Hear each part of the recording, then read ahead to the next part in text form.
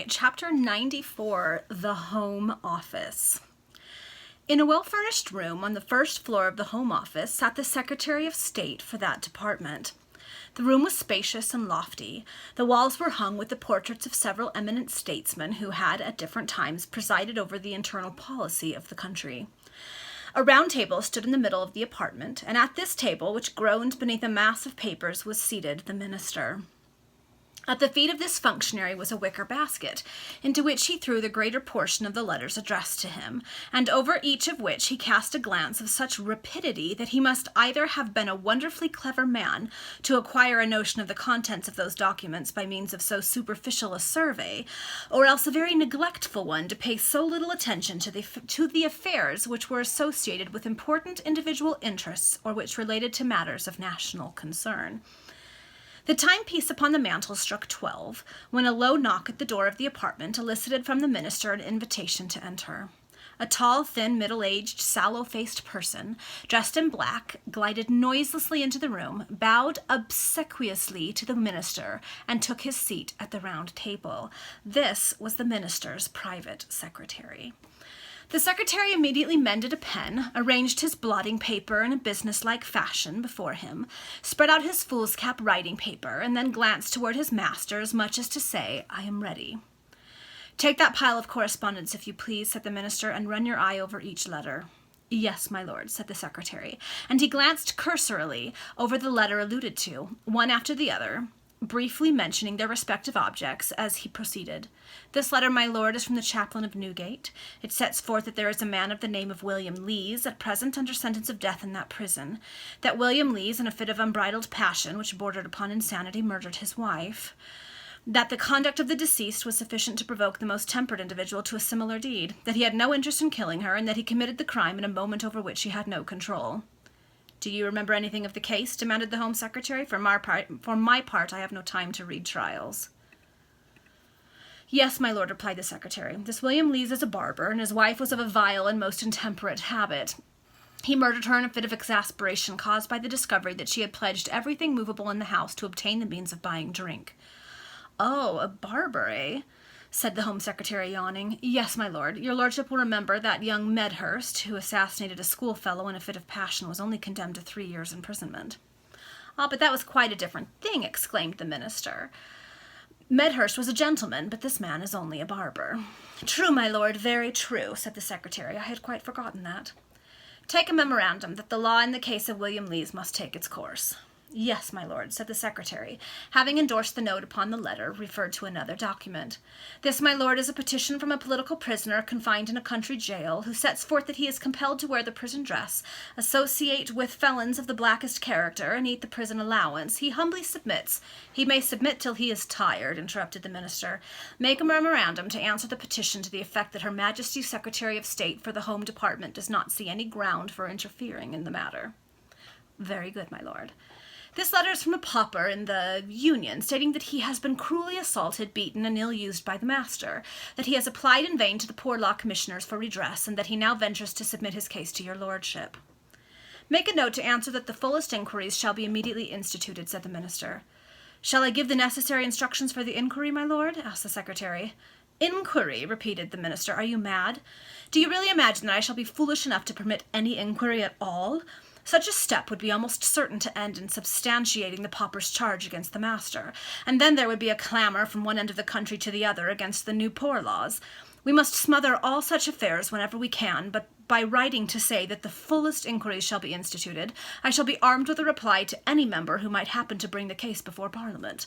My answer to the charge would then be that Her Majesty's government had instituted a full inquiry into the matter, and had ascertained that the pauper was a quarrelsome, obstreperous, and disorderly person, who was not to be believed upon his oath." "True, my lord," said the secretary, evidently struck by this display of ministerial wisdom. "The next letter, my lord, is from a clerk in the tax office, Somerset House. He complains that his income is too small, and that the commissioners of taxes refuse to augment it. He states in pretty plain terms that unless he receives an augmentation, he shall not hesitate to publish the fact that the dividend books of the Bank of England are removed to the tax office every 6 months, in order that an account of every fundholder's stock in the government securities may be taken for the information of the Treasury and the tax commissioners. He adds that such an announcement would convulse the whole nation with alarm at the awful state of espionage under which the people exist, and he states these grounds as a reason for purchasing his silence by means of an increase of salary. This is serious, very serious, said the minister. But the letter should have been addressed to the Chancellor of the Exchequer. You must enclose it to my colleague. Yes, my lord, replied the secretary. At this moment a gentle knock was heard at the door of the apartment. The secretary hastened to respond to the summons that admitted two persons dressed in plain but decent attire. One was a short, stout, red-faced, consequential-looking man. The other was a tall, raw-boned, ungainly person, and seemed quite confounded at the presence in which he found himself. The former of these individuals was an inspector of the police. The latter was a common police officer. Indeed, the reader has been already introduced to them in the 14th chapter of this narrative. Having ushered these individuals into the room, the private secretary hastened to breathe a few words in an undertone to the ear of his master. "Oh, these are the men, are they?" said the minister aloud. "Yes, my lord," replied the secretary. Then, addressing the police officers, he exclaimed, "Step forward, my men, step forward. There, that's right. Now sit down at the table, at that side of the table, and let one who can write best make notes of the instructions that will be immediately given to you." Both the minister and secretary were cautious enough not to give those instructions in their own handwriting. The men sat down as they were desired, and the inspector whispered to his companion in order to assume the duties on the occasion. "You are aware, my good fellow," said the minister, "that there is to be a great political meeting tomorrow evening somewhere in Bethnal Green." "Yes, my lord," implied the inspector. "It is necessary to the purposes of Her Majesty's government," continued the minister, "that discredit should be thrown upon all political meetings where very liberal sentiments are enunciated." "Yes, my lord," said the inspector. "Shall Crisp put that down, my lord?" "There is no necessity to make a note of my observations, only my instructions," answered the minister with a smile. "The best method of throwing discredit upon those meetings is to create a disturbance. You, Mr. Inspector, will therefore take care and have at least a dozen of your men in plain clothes at the assembly tomorrow evening." "Yes, my lord, put that down, Crisp." "You will direct your men, Mr. Inspector, to applaud most vehemently all the inflammatory parts of the speeches made upon the occasion." "Yes, my lord, put that down, Crisp." "You will contrive that Mr. Crisp, whom my secretary states to be a proper man for the purpose, shall himself make a speech tomorrow evening." "Yes, my lord, put that down, Crisp." "This speech must be of the most violent and inflammatory kind. It must advocate the use of physical force, denounce the aristocracy, the government, and the parliament in the most bloodthirsty terms. It need not even spare her most gracious majesty. Let the cry be blood, and let your men, Mr. Inspector, applaud with deafening shouts every period in this incendiary harangue." "Yes, my lord, put that down, Crisp." "The well-disposed portion of the audience will remonstrate. Your men in plain clothes can thus readily pick a quarrel, and a quarrel may be easily made to lead to blows. Then let a posse of constables in uniform rush in and lay about them with their bludgeons most unsparingly. The more broken heads and limbs, the better. Be sure to have some of the audience taken into custody, and on the following morning appear against them before the police magistrate." "Yes, my lord, put that down, Crisp." "You will take especial care to denounce the individuals so captured as the ringleaders of the riot, and the ones who made themselves most conspicuous in applauding the inflammatory speeches uttered on the occasion, especially those which advocate rebellion, bloodshed, and death to monarchy and aristocracy." "Yes, my lord, put that down, Crisp." "If the magistrate asks you, as he will be certain to do," continued the minister, "whether you are acquainted with the prisoners at the bar, you can say that they are well known to the police as most dangerous and disorderly characters." "Yes, my lord, put that down, Crisp." "You see," said the minister, turning toward his own private secretary, "it is 10 to 1 that the individuals so arrested will be respectable tradesmen, and as they will thus obtain a taste of the treadmill, for we must send our private instructions to the magistrates at Lambeth Street to that effect, the warning will be a most salutary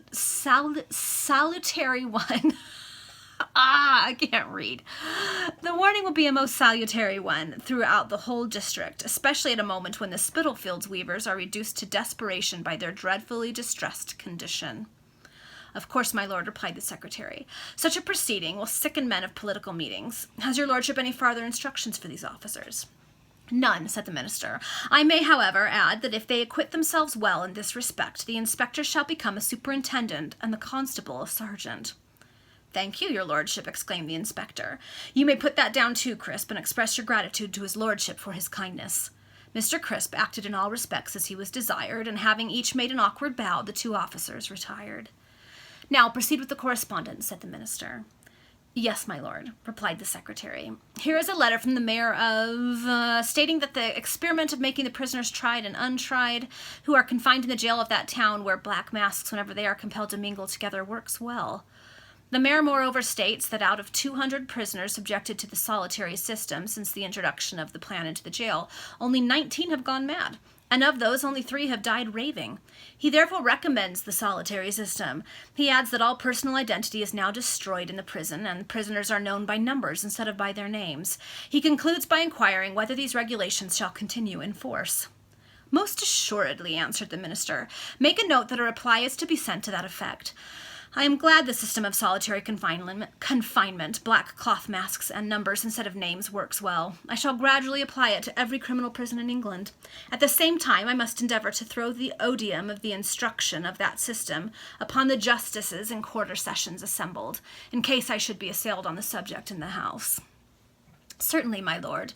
This letter is from the secret agent sent down to Manchester to inquire into the constitution and principles of the independent order of Rechabites.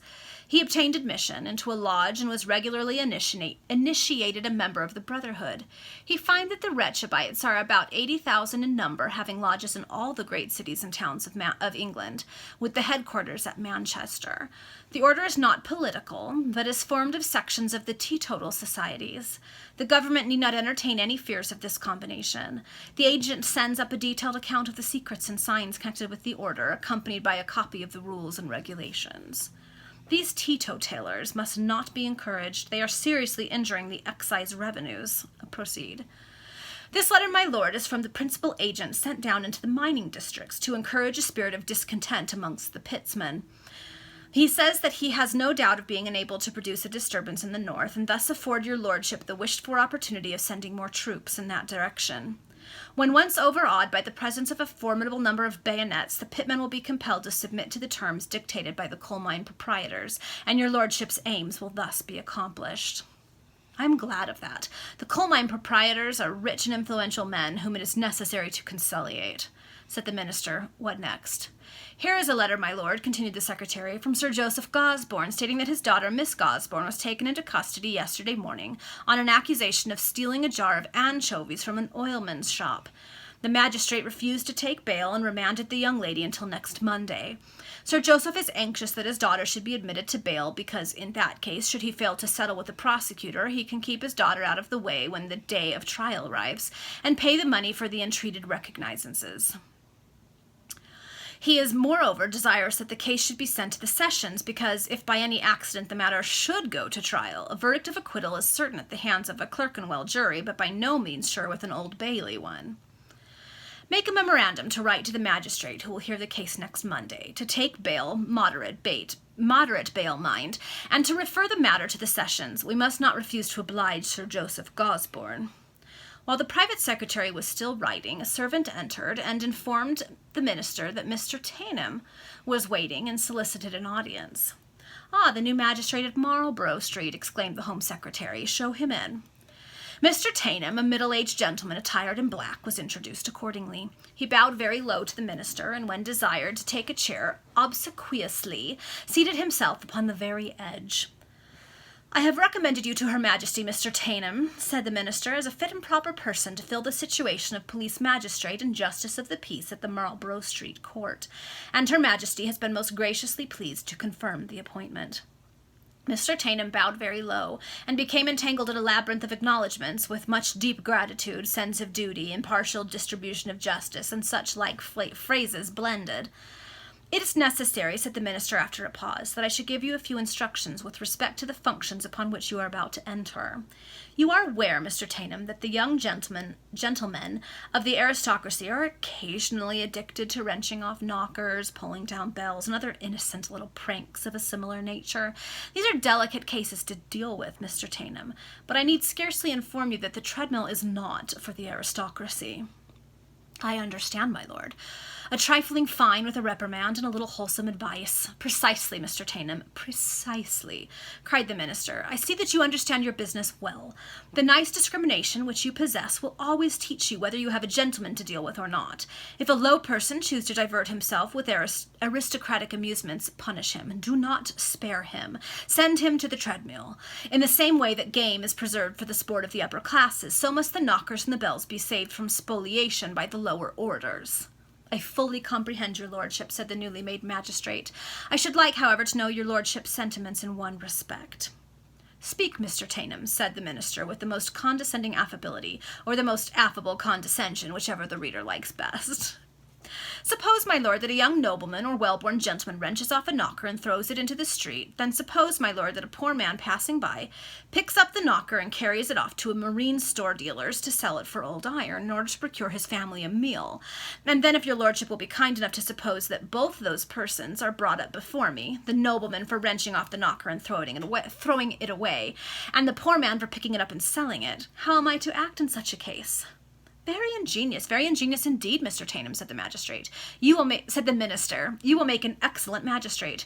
Your course in the case propounded is clear. The nobleman is fined 5 shillings for being drunk and disorderly, because all noblemen and gentlemen who wrench off knockers are drunk and disorderly. And the poor man must be committed to the house of correction for 3 months. Nothing is plainer, Mr. Tainham. Nothing, my lord. Has your lordship any further instructions? Oh, decidedly, returned the minister. When any individual connected with a noble or influential family gets into a scrape and is brought before you, hear the case in private and exclude the reporters. Again, never commit such a person for trial unless you are absolutely compelled. Let him go upon bail. It will be 10 to 1 if you are ever troubled any more with the case. There is another point to which I must direct your attention. The practice of shoplifting among ladies has increased lately to a fearful degree. But after all, it is only a little eccentricity. Indeed, one might almost call it an amiable weakness. The fact is that many ladies will go into a shop, purchase 100-guinea shawl, and secrete an 18-penny pair of gloves. Prudent husbands and fathers avert the tradesmen with whom their wives and daughters deal beforehand. And these trifling abstractions are duly entered into the running accounts. But now and then a lady does get taken up. In such a case, you must show her every possible distinction. Order her a chair in the dock, and before the business comes on, permit her to remain with her friends in the magistrate's private room. Then, if the prosecutor hesitates in giving his evidence, fly into a passion. Tell him that he is prevaricating and not worthy to be believed upon his oath, and indignantly dismiss the case. The accused lady can then step into her carriage and drive off comfortably home. Your lordship's instructions shall be complied with to the very letter, said Mr. Tainham. In a word, continued the minister, you must always shield the upper classes as much as possible, and in order to veil their little peccadilloes, bring out the misdeeds of the lower orders in the boldest relief. That is the only way to support the doctrine that the poor must be governed by the rich. Whenever young boys or girls appear as witnesses, ask them if they know the value of an oath, and if they reply in the negative, expatiate upon the frightful immorality prevalent among the poorer classes, so that the reporters may record your observations. This does good. It enables the bishops to make long speeches in the House of Lords on the necessity of religious instruction and the want of more churches. If you attend to these remarks of mine, Mr. Tainham, you will make an excellent magistrate.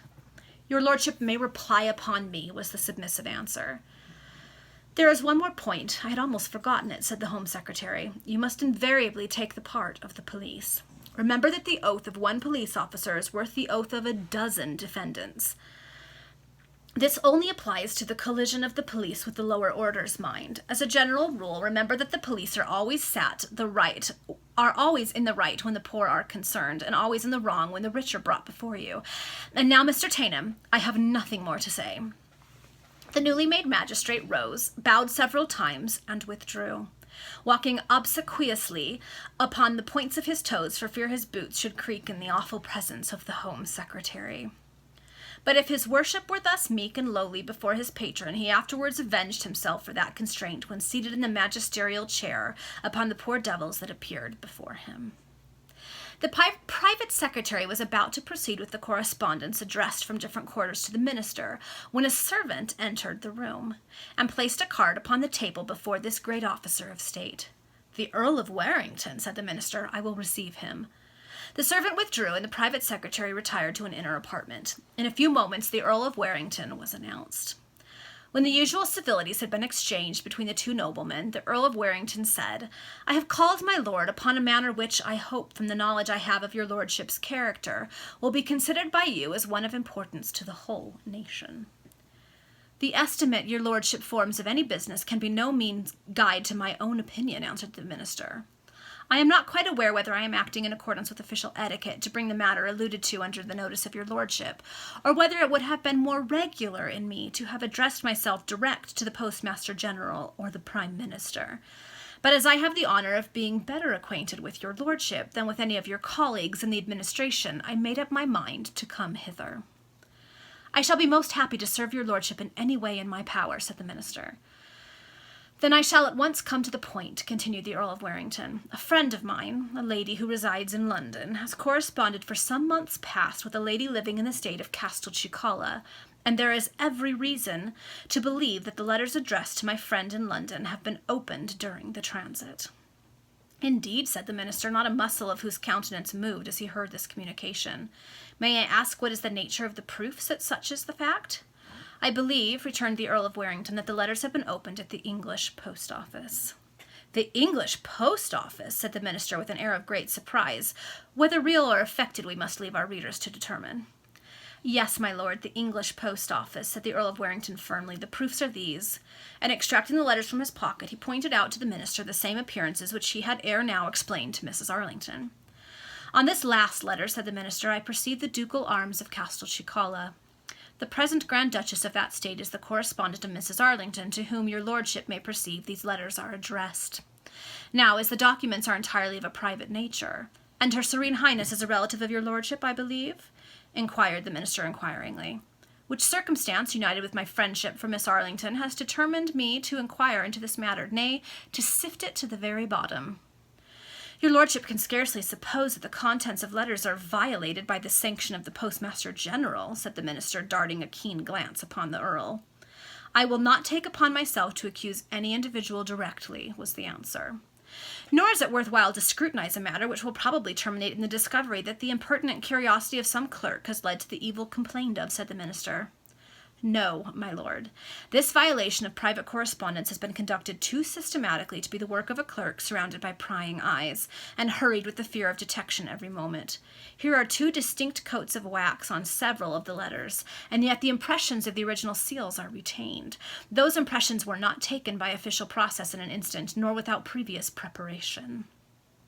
"Then whom does your lordship suspect?" inquired the minister with a trifling uneasiness of manner.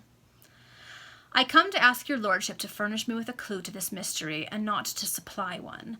Were I acquainted with the real truth, I should know what course to pursue." "And what course would that be?" "In the next session of Parliament I would rise upon my place in the House of Lords and proclaim to the whole nation, nay, the entire world, that the disgraceful fact that England, the land of vaunted freedom, possesses an institution where the most sacred ties of honor are basely violated and trampled under foot." "But suppose, my lord, I only say suppose," cried the minister, "that Her Majesty's government should consider it vitally important to English interests to be acquainted with the contents of certain letters. Suppose, I say, my lord, that such were the case. When you then think it necessary to publish your discovery, presuming that your lordship has made such discovery, of that necessary proceeding on the part of Her Majesty's government?" "I am afraid that your lordship has now afforded me a clue to the mystery which has perplexed me," said the Earl of Warrington coldly. "And as a nobleman devoted to your country, your lordship must recognize the imperious necessity of adopting such a course at times as the one now made known to you," said the minister. "As a nobleman devoted to my country," exclaimed the Earl of Warrington proudly, "I abhor and detest all underhanded means of obtaining information which serves as a guide for diplomatic intrigue, but which in no wise affects the sterling interests of the state." "Your lordship speaks warmly," said the minister. "And were I in my place in Parliament, I should speak more warmly, far more warmly still. I am, however, here in your lordship's apartment, and the laws of courtesy do not permit me to express my feelings as I elsewhere should do, and as I elsewhere shall do." "Your lordship will reflect," said the minister, now really alarmed. "Your lordship will reflect maturely, seriously. It requires no reflection to teach me my duty. But, my dear Earl, my lord, the peace of the country frequently depends upon the information which we acquire in this manner. Then had the peace of the country better be occasionally menaced than that the sacred envelope of a letter should be violated? Your lordship is too severe, said the minister. No, my lord, I am not, under the circumstances, severe enough. Behold the gross injustice of the system. The law forbids us to transmit sealed letters through any other medium than the post office. And yet that very post office is made the scene of the violation of those sacred missives. My lord, it is impossible to defend so atrocious a proceeding. Now, my lord, I have spoken as warmly as I feel.